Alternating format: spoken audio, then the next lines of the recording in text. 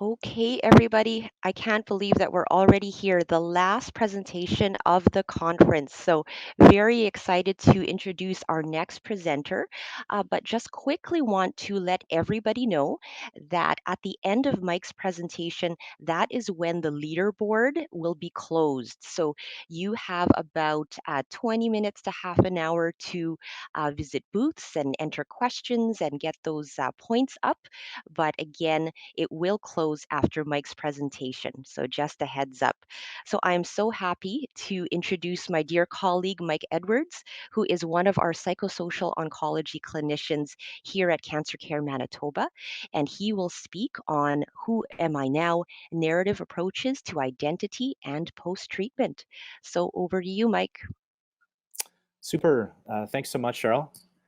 It's a pleasure to be here today.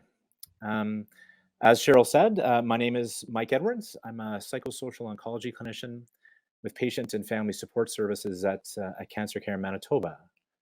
I'm going to be presenting on a support group that I've been running at CancerCare called the Who Am I Now group, narrative therapy approaches to helping with post-treatments.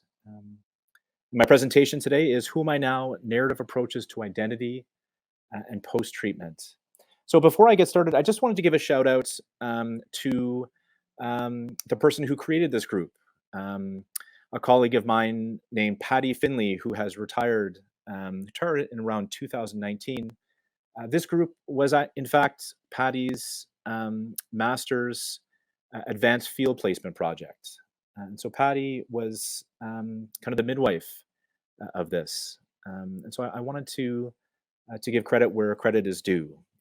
So thanks very much, Patty. Getting started, I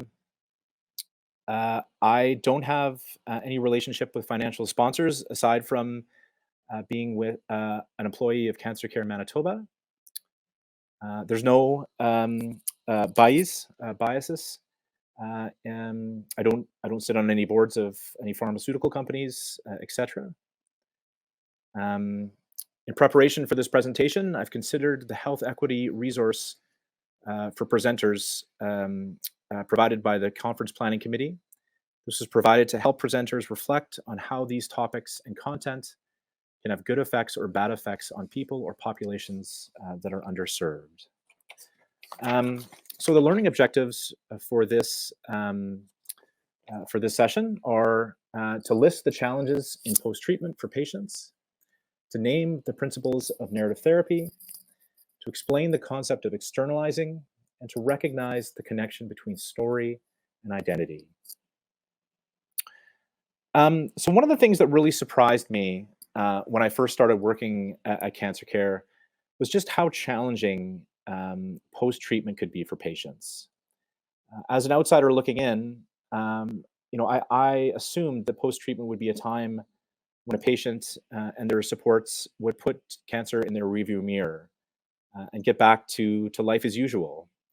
But what I've come to learn is that post-treatment can be a very hard time for patients. And I think that some of the reasons for that are first, the trauma of cancer and treatment. Cancer poses a significant risk to our lives. It poses a risk to our mortality, and that can be overwhelming, of course. And treatment can take a toll on both physically and emotionally, and can be overwhelming. There's a focus on diagnosis and treatment. When the focus of diagnosis and treatment has ended, it kind of leaves patients and families in no man's land. They're unsure how to proceed after such an overwhelming experience.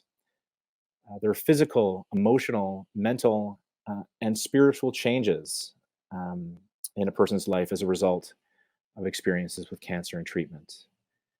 And relationships have been tested, and some of those relationships have failed the test that cancer and treatment poses to those relationships. And some relationships endure certainly, and new relationships emerge. And lastly, there's also the introduction of fear of recurrence and the question of when will the cancer come back, and will I survive the cancer if it comes back? This can be a fear that can be haunting and can really harass people as they go about living their lives after cancer and treatment. And so, really, what ends up happening is people, patients go about asking the question, who am I now after experiencing cancer and treatment? And I believe that narrative therapy is uniquely positioned to help patients answer that question. Stories about our actions and the meanings associated with these actions tell us and others who we are and what we're about. Um, so, whenever I talk about narrative therapy, one of the things I always do is to talk about the ethics of narrative therapy, because I think that the ethics of narrative therapy is really what sets it apart um, from other therapies. So the narrative principles that I wanted to list today are, people are always acting. The assumption that people are always acting in their best interests. There's always reasons for people's behavior, and people are always acting on what is important to them, even if from the outside it doesn't seem like they are acting in their best interests. The client is the expert in their own lives, so we make that assumption that the client knows best. The person is not the problem. The problem is the problem. And I'll get to this principle later on in the presentation, and how it applies to this group. Meaning is at the center of life, and that meaning making is at the center of life, and that stories enable us to make meaning, and in turn, stories shape life. We learn how to live life through relationships that we're a part of from the minute we're born until the day that we die. And then instead of being interested in a traditional psychology, um, concerned with human nature or with the subconscious or with attachments, we're more interested in a folk or a cultural psychology concerned with virtues and values um, and beliefs and hopes. So, getting into the group itself, there are 5 sections to the group. The first is the patient's cancer story, the story of how the, the introduction of cancer into a person's life, and the story of how the person went through treatment. The second section is items that represent the patient's cancer story, and we'll get into that in a couple minutes. The third section is letters of appreciation, people writing letters of appreciation to themselves. Um, the fourth section is externalizing fear of reoccurrence and anxiety. The fifth section is the tree of life. So, in the first session of the group, we go about asking people to tell the story of their relationship with cancer and treatment. So really what we're really interested in is giving people the space and the time to tell their unedited story of of being diagnosed with cancer and going through treatment. Um, and really, what I think is what makes this group as powerful as it is that the speaker is talking to an audience of people who know these experiences, who can empathize with these experiences, who understand these experiences. And in turn, when a speaker is telling their story of their relationship with cancer and treatment, that these stories are authenticated and legitimized by this audience, which is a very, very powerful experience.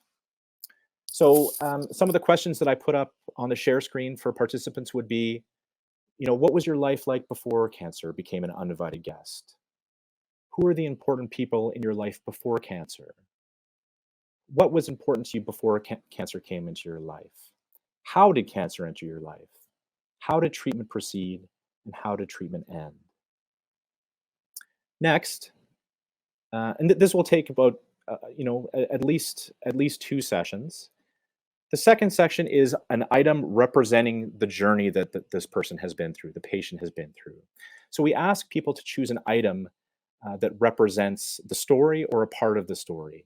And really, what this activity is about, it's about drilling down into the person's story of cancer and treatment to really get at the heart of the matter. What was most meaningful about this experience with cancer and treatment? And what is most meaningful is represented in this item that the person has chosen. Furthermore, what the item allows us to do is it's an entry point into storytelling.